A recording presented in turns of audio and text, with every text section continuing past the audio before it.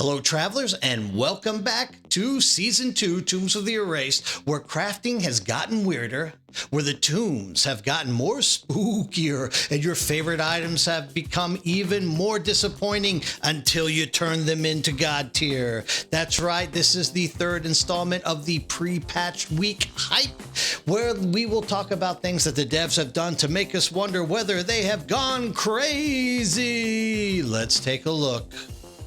You've heard of set items, you've hoarded them, you've probably died in monoliths wearing them, but now you get to shatter them. That's right, you get to turn them into delicious magical set shards and craft your own Frankenstein monsters version of a set item with custom stats. And yes, these reforged set items still trigger set bonuses because screw the rules. It's magic. But hey, just remember, you can't use these bad boys in the Eternity Cache. No legendary plus reforged mashups here. Even the Forge has boundaries, okay? Idols are getting a makeover, and not just any makeover, I'm talking Weaver's Touch level enchantments that let you add or upgrade affixes up to tier 7. That's right, you will kill a boss in a tomb or a cemetery, you go to that shiny enchanter at the end, and blam! You enchant your class idol with effects you literally can't get anywhere else except in Woven Echoes, where apparently you can enchant them up to 4 times. Someone's compensating for something. Reroll as many times as you want with Memory Amber, just don't forget. Re-enchanting wipes what you've got. No take-backsies. Next up, attribute swapping, because why be smart when you can be hot and fast? You'll travel across time taking down the Osphix and the Imperials and win a shiny relic of the Observer. The relic lets you swap any non-sealed stat like strength, dexterity, attunement, and intelligence. Just don't try to swap in vitality. The Observer is watching and he's like, nah, you're stuck with that one, champ. Let's get weird and let's get experimental. That's right, go into that rune prison complex, fight displaced time mages, free the crafting device, and boom! You can now replace prefixes on belts, boots, and gloves with experimental affixes. These are spicy, these are exclusive, and the higher your prefix tiers, the better your chance of crafting something truly broken. Just don't show it to your friends, they might get a little bit jelly. You finally got your dream unique drop, but the stats, they're trash.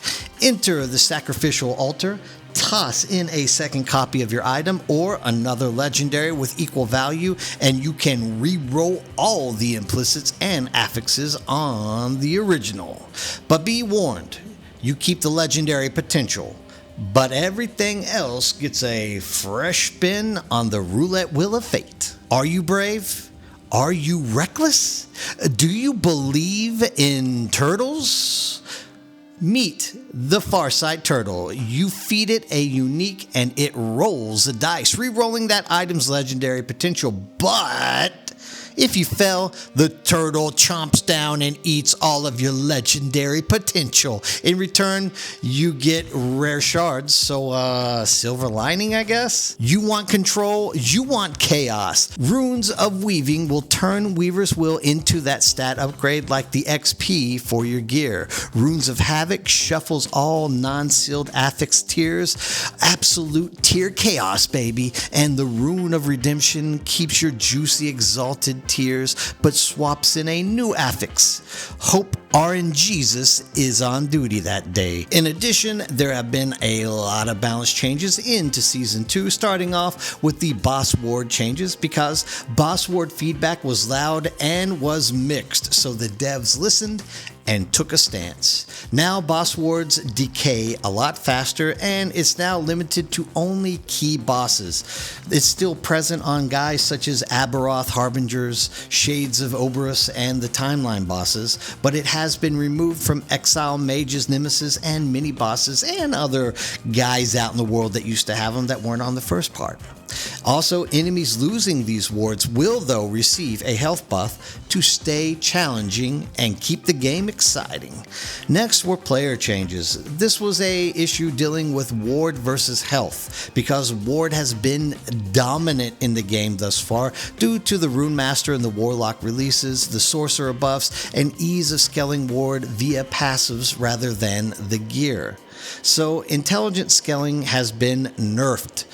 Ward retention from intelligence has been cut by 4 to 2% depending on the case. This makes ward decay faster, not exactly by half due to how much the formula works, which are these squiggly numbers underneath, which I don't know how to do.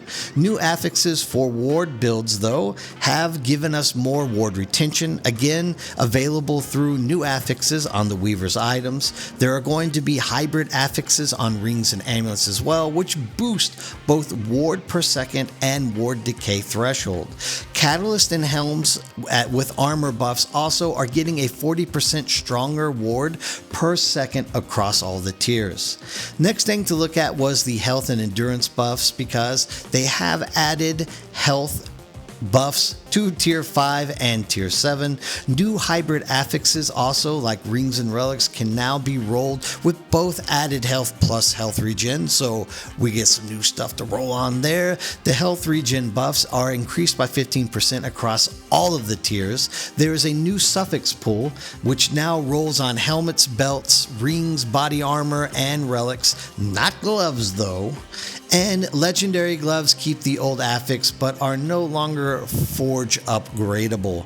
Potions, on the other hand, healing from the potions have been increased by 50%, and the base healing increased 50 plus 10 per level. Was 50 plus 5 before, now it's 50 plus 10 as I said before.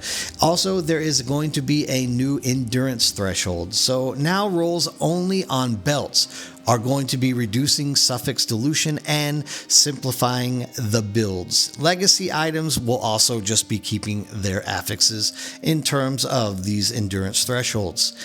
Global damage over time with nerfs. Dots are less oppressive. Player dot damage taken is reduced by 15% globally. That's good. Enemy dot scaling from corruption is halved, and 60% more damage becomes only 30% dot increase. So there's this for global damage over time. Skill changes. There are some nerfs. Static Orb is now mana stacking. Sacrifice. Falcon Dive Bomb. No! Potion Ballista. Oh my god, they're hitting the Falconer hard. Some notable buffs are coming in the form of Black Hole, which will increase the damage and time dilation. Flurry, Shurikens, Acid Flask, Tornado, Maelstrom, Ice Barrage are now all increasing in effectiveness and damage. Dread Shade will no longer have a duration. Black Arrow will now stack from 1 to 3. We are now going to be able to jump from distances of 30 to 60 meters. Warcry Berserker duration will now last a second and a half. Puncture, Burning Dagger,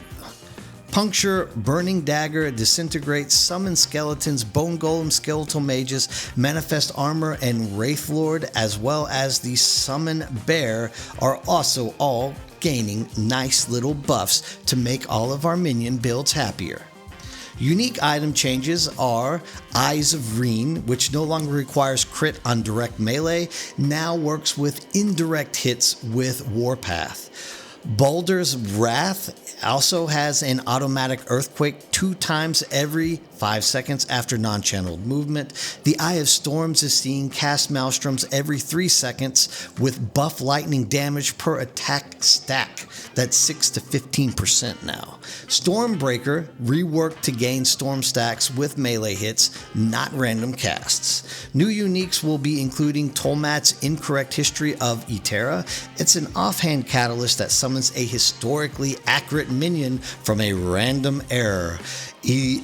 Eliko's innovation, critical strikes now recover health and mana, and we have the Brewmaster's Buckle, which will be giving us +4 potion slots with plus 20% endurance, 14 vitality, and a secret bonus only revealed when equipped. Ooh. Season 2 of Last Epoch is shaping up to be the most ambitious, dangerous, and straight up crack-addled crafting overhaul in ARPG history, at least for this video. Set Shattering, idle, enchanting, experimental mayhem, and a giant turtle that could steal your dreams. Go forth, traveler, and make the weavers bless your gamble. See you guys next time.